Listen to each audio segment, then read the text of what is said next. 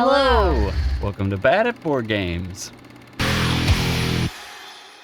Well, he's bad at board games. I'm Brad Lake. And I'm Aura Lake. We're Badatboard Games, so you don't have to be. Today we're going to be talking about... Everdell Newleaf. with a singing voice even. Yeah. You like the voices. You do. It's all good. Makes things finds them fun. endearing. It's always fun to be able to play and sing while you're playing games. I don't know why it always happens. It's not as much fun when you sing, though. There's a lot of truth to that. Stick around to the end. You'll find out what our BGG rating is. You'll find out what the value rating is. Weight rating, do we agree with it or not? And kind of what we think of it as a couple. Is this a good expansion for just two people sitting down and playing? This was designed by James Wilson again and was published by Starling Games. So part of the Starling Games Everdell ever-expanding universe. So, Aura, what do you think of the theme? What is the theme of Newleaf? So the theme of Newleaf is basically coming into Everdell, there is a new city. There's a city in Everdell, which kind of goes against the Everdell nature theme. But I think evil cities building on the nature. But I think they keep it kind of cute. They have like greenhouses and hot air balloons. So, it's got that early city development kind of vibe to it. Trains. There's a big train theme in here. If you are a train person, you will love this. Yeah, I think it's kind of neat. The theme itself, I mean, it's fine. It's not like something that I'm like super, super attracted to as far as theme wise, but I think they do a really good job with it. Mm-hmm. What do you think? I think so. What do you think about the appearance? I think it's got a great appearance. I like this fun little velvet bag. I like these wax seals. These are kind of neat. Mm-hmm. I think all the pieces are nice and a good weight. These are just cardboard, but they're nice. They're fine. They're fine. Yep. There's not a lot that came with this. You get a few more cards to add. I think our Everdell card stack is gigantic now, and that's not with all the expansions open. We disagree on whether we should sort through them or not. Yeah. I don't want to sort through them. It's just like, if it doesn't work with this expansion, we take it out and move it. But yeah, because they all have like little indicators to say which one they go for. Some of the ones for different editions. Very little. Yeah. Super tiny. They are tiny. Like, could have changed the border. We're getting into some nitpicks and cons. But anyway, yeah. But, there are different cards that won't work in Everdell without expansion, or won't work when you're using a different expansion. Mm-hmm. So, sometimes as we're playing through with different expansions, we're like, oh, this one doesn't work with this. We got to take it out. So as long as you're keeping an eye on that. Or you could be really careful to keep all your cards separate, and at the end of the game, sort through all.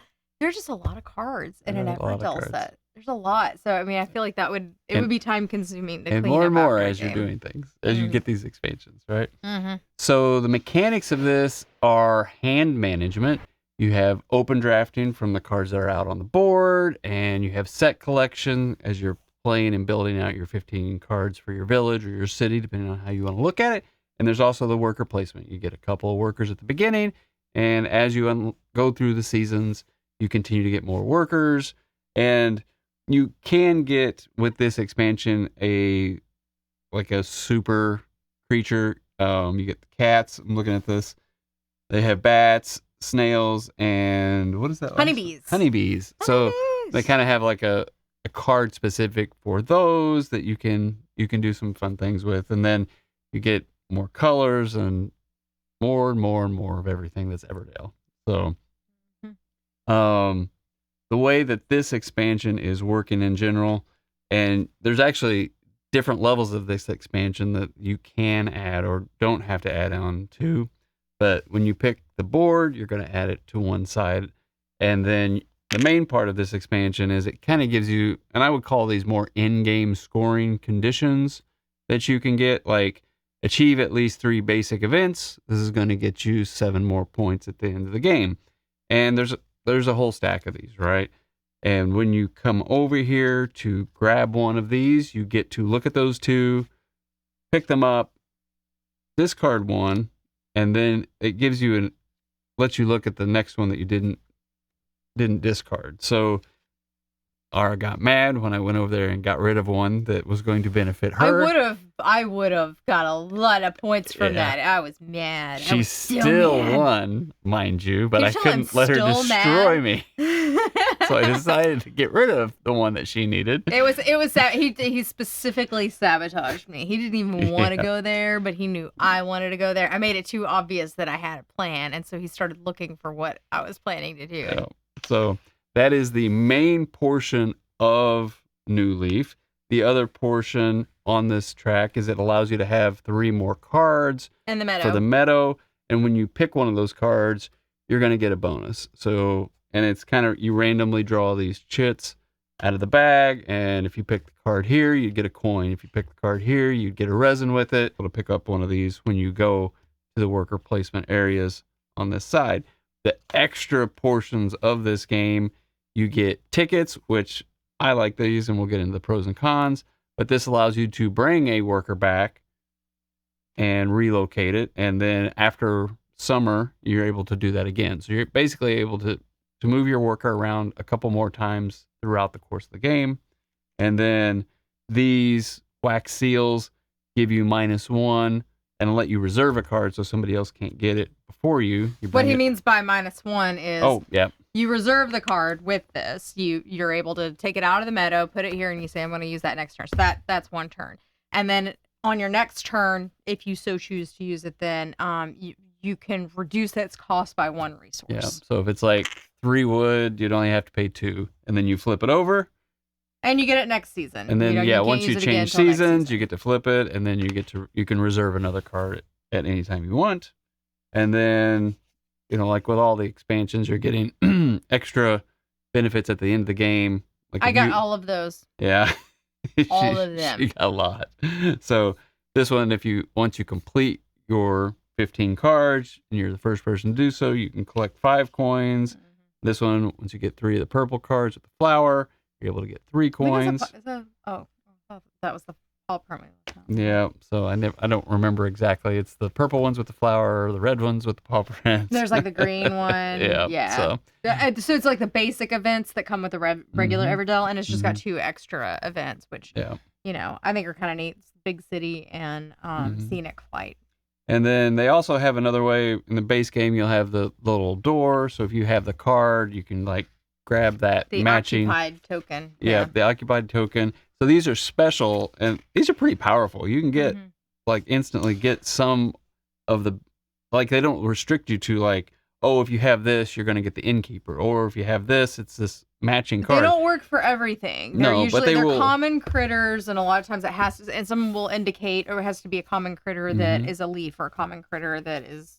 but it's like a leaf, so it's like any of them with a leaf. So there's things like that. But any common critter with it, yeah. But it's still pretty powerful. It is, because once you've put that down, and then you can use this. So it changes the strategy that you would use for the game. So rather than just expanding onto Everdell, it creates another way that you could have a strategy through it. Yeah. So for those of you who saw our last video, some of this may be repetitive. But... So I bought this. We went to Tantrum Con. She bought an expansion, and then later, without her knowing, I went and bought the big giant expansion. He bought me a present on his birthday. Yeah, I'm a pretty nice guy. But I like games. You get at these conventions, and you're like, you want to buy more board games, and And I think you especially got excited because it is a game that I like to play, and I like to play with you. And, I know that you like to try to create ways that I'm going to want to sit down and enjoy a game with you. You're trying to create an environment for that. So I feel like this was your way of saying, I want to play a game with you. Yeah. So we try to, like I said, find something that the people you want to play with and find those themes, find the things that they like, and then, try to merge them together. And then once they like those games, you can migrate them into other ones that they may or may not like as much, but I'm willing to try it, right? Because they have the games that they like, they start understanding the mechanics, and the things aren't as foreign to them, because once they get sucked into the theme goes so much further. It does. She she picked a game based on a theme. China's Three Kingdoms. The Romance of the Three Kingdoms. That's like it's over a 4 It's complicated rating, but she's like, I'm trying, man. But you like it. I do like it, and but it's a tough game. And I'm gonna get more into it, but I like the theme of it a lot. And I've played the video game way back in the day. I'm dating myself, but back in the early 90s, mid 90s, when they were the Romance of the Three Kingdoms video game, and so there's that familiarity there. I want to learn how to play it. Yeah, but theme really will suck somebody into a board game. Just remember that. Always take that. Don't take it for granted. It is an amazing. I would not have played this and found out how good of a game it was had it not been for her. Yeah. And it's a great game. So, what are some of your pros and cons? What do you think about it? I actually really, really liked it. I feel like when we played it, we didn't get that many opportunities to go over here and do these, extra achievement cards. We kind of neglected them, I think, until the last season. And then we started going over there. So we could have got more out of that. And I think if we had more players, we would have been able to get more of that as well. I think it's a nice little addition. It doesn't change the game that much, just a little bit. It just gives you an extra little bump, and I would be really interested to play this with another one of the expansions, Pearlbrook or Spirecrest on the other side. See how that goes. That can get real complicated. Yeah. So the one thing that people say, and they're right, this does amazingly well, is you will be able to cycle through a lot more cards in the Meadow. There are cards, and she got like 7 points because it allows you to collect all the cards of one type or any time, and then you get a victory card for every card you collect, and they're not even going in a specific color. And I got 7 victory points one round for that. They go in your hand, and you discard what you have in your hand to be able to get those, but it's a lot of points, and then you just kind of like cycle through and get rid of the ones you want. And then like she was able to do 7 cards like that. Max I was ever able to do with that same card was like 3. Like it ended up just changing the landscape. Sometimes it's a garbage card and sometimes it's a golden card. Yeah. It just depends on the situation. Yeah. And there's a space here that allows you to discard cards and move things around. Like the one thing that this does extremely well, maybe even to a fault, but you get so many cards now, you're going to be changing out the Meadow a lot. Because I felt like especially early on with playing the original Everdell, I felt like we were never getting through cards. Like, Everdell can get stagnant. Yeah, it can. And then there will be games where you're trying to find the wife and you never find the wife. She's never there. You can find 1,000 husbands and you never find a wife. So this kind of helps you to be able to get to that. Yeah, absolutely. I would say, and I already talked about, I like being able to pull the worker back. That's a nice. I just really like that because I always feel like I want some more workers. Especially in that first season, because you really want to try to get down as many of the green leaves as possible so that when your season resets, you're getting all those resources. So having that one extra turn there can make a difference. And I try my best to like hold off and do everything I can to not have to start my season before I have enough, benefit down there. So one of my cons would be I almost think this expansion makes it too easy to buy some of the cards. And the reason that's a downside is like she filled up her city at 15 cards before the last round. Yeah. I filled up. I had to work to try to do some double cards and steal a card back to be able to do the greenhouse with another card on top of it, so it only counted for 1 card. But I had 13. I would have had 14 going into the end if I hadn't been able to do that last switch with a card that she had in her tableau. So like we kept fighting with Rugwort. We kept trading him back and forth. Yeah, we play with Rugwort. We play with all the rats. So but that's kind of a con. I liked it at first, but I'm thinking now if you're gonna play with this expansion, you almost don't want to hold back and be last. Like we play kind of a game where we're always wanting to be lagging the season so that by the time we get to the final season, we have more to be able to do than anybody else because they might have finished. But I'm not sure this expansion, I almost kind of think you want to move through it a little bit easier because you want to start seeing some of the more expensive cards come out. Yeah. So. Yeah, I could see that. And there's so many cards now that it's a little bit, you get a lot of 1s and 2s, but I want the queen, I want the king, and I want to be able to use those discounts on those cards. And we kept ending up with a lot of resources too. This one card, this pig card, is a big one because it's like, it lets you activate 2 of your green leaves in a city. Which if you've got one that's like, activate this and then activate that, and we were chaining it, and here I am, I'm just like, I have more wood, I have more wood, I have more wood. What would be really neat is playing that along with Pearlbrook, because in Pearlbrook, you get that where it's like, you need all these resources and these cards and everything else. So if you to were get to the monuments at the end, combine them, that would be really, really handy. But I did feel like with this one, both of us, we ended up with an overabundance of resources. Yeah, and then there's a few cards in there that tell you like if you have resin and stone, you're going to get some victory points. But like I think that's the architect. I can't remember exactly which card. Like, but then the stack of cards you have, there's so many cards now. Yeah, you may not ever get to that. Hard to find that guy. And then the one time I did have him, I had to change seasons and discard him to be able to get the other card and steal it from her with Rugwarts. Like, it was this whole thing. It was like, so close. But and then the strategy that I like to do, in the game with trying to get as many green as possible before my first season, it doesn't really come into play super well at the end because then, my whole deck was filled up by summer. My whole hand, and they were all like 1s and maybe a couple 2s, but I think mostly 1s. And I was getting resources like crazy, and I was able to chain, but I'm like, this does me no good. And then, I was trying to do the Scrubble champion because you can share spaces, but we had so many cards, we weren't getting to them. So, I almost think next time playing this expansion, I would switch up my strategy and maybe not be like, let's try to get as many green leaves as possible. Yeah. So. It definitely shifts how you play the game. Like, it adds some more complexity. It makes it more interesting. It keeps it from getting monotonous, which is what you want in an expansion. And I think the other thing that goes with this, why your city fills up so fast, is these little new tokens. I mean, the new cards are they really are pretty powerful. Go pick a green. Go pick a, like I said, it's fun too. It's fun it's cool, to see and what you're each like, one can do. You're like, I haven't seen this one. What does this do? Yeah. So you're trying to like grab all these new ones and get them in your city, and then all of a sudden you look and you're like, oh man, I'm, where before you always get to 15 and it kind of hits you, but like this one seems to like you can get to 15 much sooner. Yeah. So we're gonna move on to the weight rating. BGG says this one is a 2.86.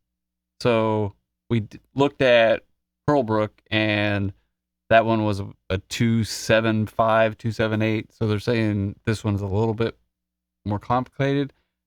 Now, I think Pearlbrook was easy to learn, but I think the strategy in playing it makes it a little bit tougher. It's not, it's kind of one of those, hey, it's easy to teach you.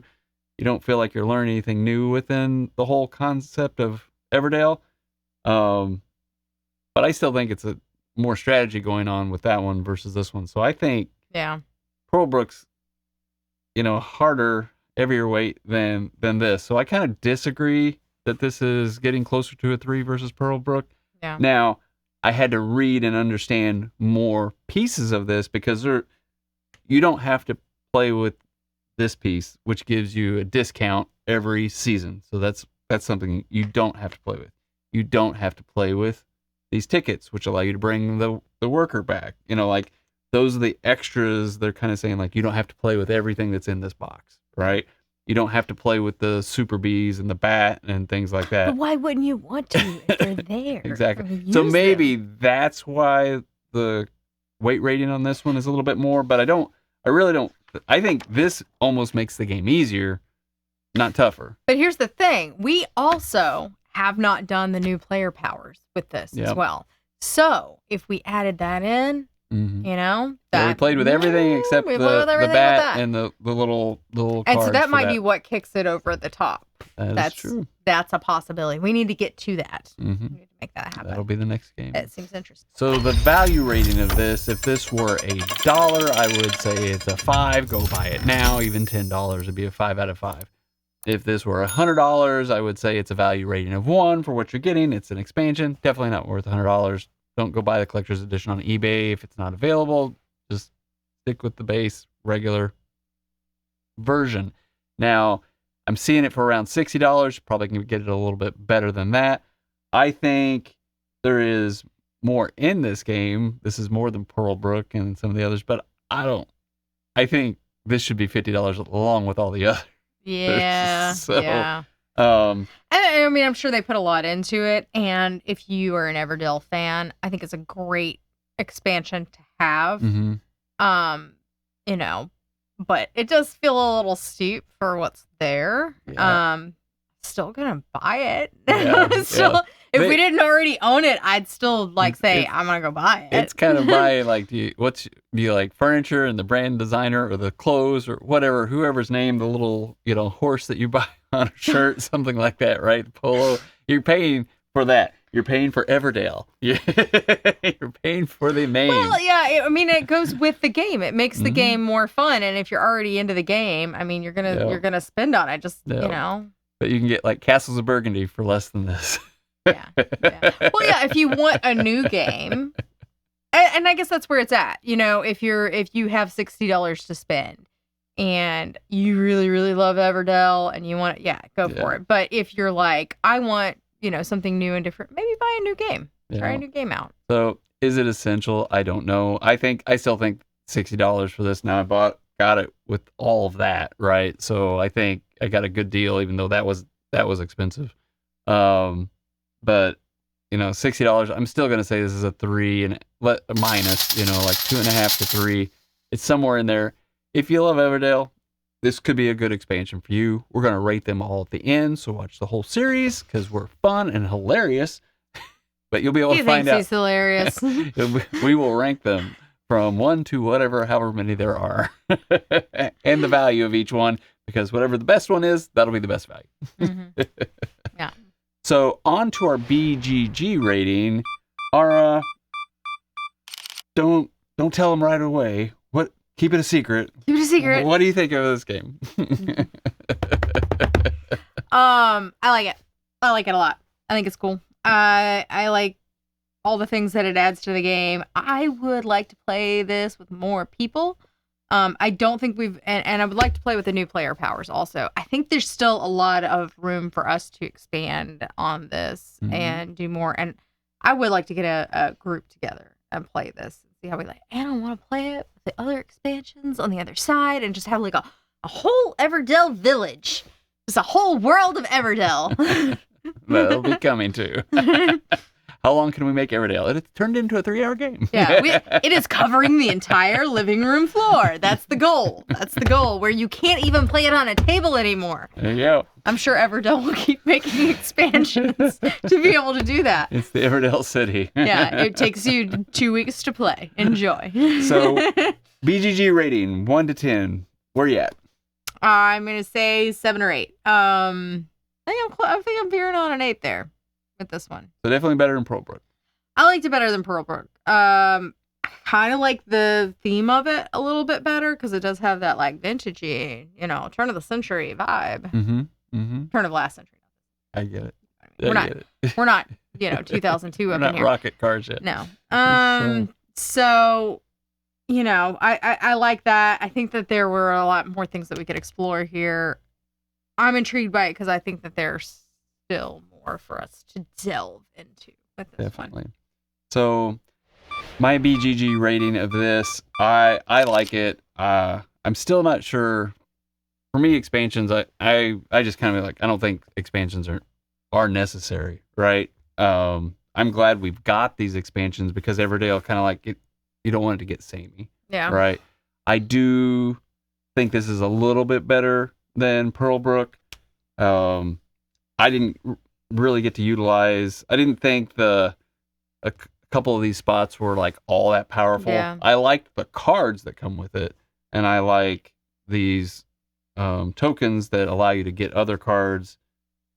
But then there's that downside where it's going to change your game because you might not want to hold back. You might want to actually go forward and get into the summer and then kind of like see what cards you can get out, right? But I'm going to say it's better than Pearlbrook. I gave Pearlbrook a 7. And I'm not gonna give this an 8 just yet. I'm gonna give it a 7.5 because I'm a weenie. Yeah, I think I'm right there with you though. 7.5. Yeah. Yeah. Yeah. But I don't know. It's good because not quite. I can play Everdell and still enjoy Everdell without this. Yeah, same. But it breaks up the monotony though. But that's the thing, and that's I think what I think the characters for this one. Yeah, when you're playing a lot of a game, and I think we play Everdell a lot. It's one of our most played games as a couple. Then this helps keep it from getting stale. Yeah. So, yeah. Agreed. So, what do you think? Have you played this? Do you like this at 2 players? Do you like this at 4 players? Do you like this with your significant other? Or do you guys like fight and it ends up being like Monopoly? I don't know. I won't play Monopoly with her anymore. Very sad about this. We don't fight, but I have Lord of the Rings Monopoly too. Person to play Monopoly with. Nobody likes to play Monopoly with you. Not even Lord of the Rings Monopoly? Makes it so much more fun. It makes it so much more fun. We need to do a review of that. Not me. I'll be on here all by myself. No one in the house will play with me. I have to play Monopoly alone. How do you solo play Monopoly? I don't know. I feel like it's a thing you can do. If you have a link to solo play Monopoly, please send it. She will like to play. Anyway. So just remember, no matter how you play, whether you play solo, with family, or friends, just play some more games. Have a great night. No, we're not keeping that. Absolutely keeping that. Totally keeping that. No. Okay. Do it Talk again. to you later. Do it again. No. Bye.